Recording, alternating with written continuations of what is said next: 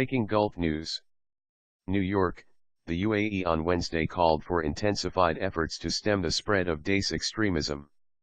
While extolling operations carried out by an international coalition against Daesh at a counter-terrorism summit on the sidelines of the UN General Assembly, delegates heard that the UAE will counter violent extremism relentlessly. Sheikh Abdullah bin Zayed Al Nahyan, UAE's foreign minister, participated in the summit chaired by US President Barack Obama, and said the UAE was highly aware of the grave threat posed by extremism in the region and the world. He said extremist ideologies usually seek to poison young people's minds, divide communities, and distort Islam in order to serve their agendas. In his speech at the summit, Sheikh Abdullah pledged the UAE's continuous commitment to play its role in addressing extremism, whether through electronic means or other ways.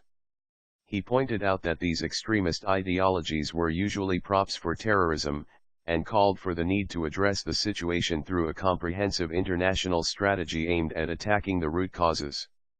He added that the systematic killings carried out by Daesh of innocent civilians, the extermination of religious minorities, mass rapes of women and destruction of the historical heritage, are unprecedented and shocking developments in our contemporary world. Sheikh Abdullah said, "The war on terror and extremism is a war which all of us are in together. We are fighting in defense of our human values against terrorist groups targeting the security of our people and the future of our children." He went on to say that the UAE notes the positive indicators and the progress made by the international coalition in its operations against Daesh, stressing that in order to defeat this extreme group, collective international efforts were required to be made and terrorism hotbeds being used as safe havens, including training camps, especially in Iraq and Syria, be eliminated. Sheikh Abdullah stated that the solution to the crisis in Syria lies in intensifying the campaigns against Daesh and also keeping up the pressure. Besides, efforts to reach an urgent political solution in line with the principles of Geneva I were required.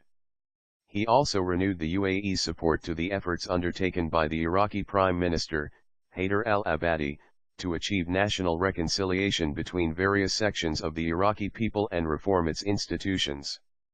Sheikh Abdullah said more aggressive measures should be used to restore the confidence of the Sunni sects in the political system and establish a unified national front against Daesh, adding that the UAE was ready to provide support to any such efforts. The foreign minister said, "Failure to make progress in Iraq and Syria will continue to ignite the conflict, extend the danger facing the region, and lead to the worsening of the political, economic, and social implications of the refugee crisis affecting many countries in the world." Sheikh Abdullah went on to commend the support the UAE provides to the international coalition through its military operations and its work in tackling the channels through which funds flow to Daesh and other terrorist groups.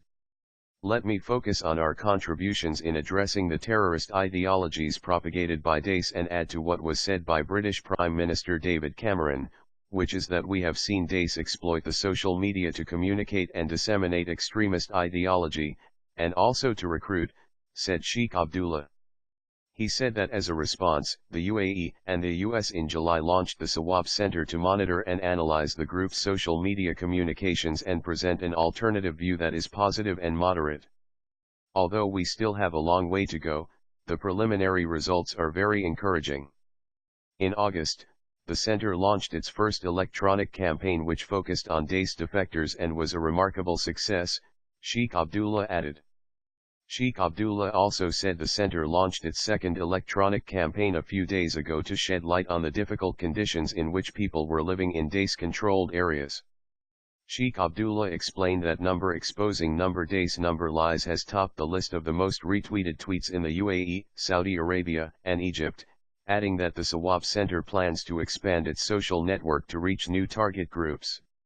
He said that although initial indicators point to a decline in Daesh's activity on Twitter, we recognize that this long fight requires continuous interaction on the part of our governments and peoples.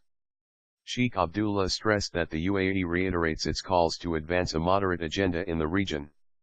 He said, "We believe that tolerance, openness, and good governance form the basic common values that underpin all kinds of cultures and religions."